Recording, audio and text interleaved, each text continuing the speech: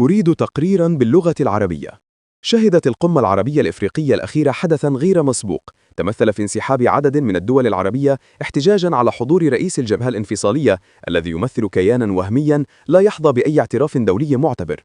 هذا الانسحاب الجماعي جاء تعبيراً واضحاً عن وحدة الموقف العربي وتأكيد الدعم الثابت للمملكة المغربية في قضية وحدتها الترابية التي تعتبرها الدول العربية قضية سيادة وطنية لا تقبل المساومة أو النقاش.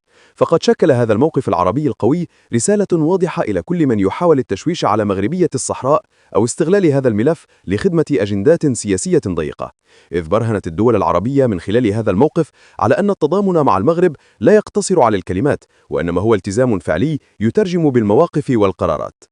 القمة تحولت من ساحة للنقاش السياسي إلى لحظة حاسمة أكدت أن حضور ممثل الجبهة الانفصالية مرفوض شكلا ومضمونا، لأن مكانه لا يمكن أن يكون إلى جانب الدول المعترف بها والشرعية. كما أبرز هذا الحدث المكانة التي يحظى بها المغرب في العالم العربي باعتباره ركيزة أساسية في الدفاع عن القضايا العربية والإفريقية وعن الاستقرار الإقليمي. وقد أثار هذا الموقف العربي الموحد حالة من الغضب والارتباك في الإعلام الجزائري الذي حاول جاهدا التقليل من أهمية الانسحاب، لكنه لم يستطع إخفاء الصدمة التي خلفها هذا التماسك العربي لصالح المغرب.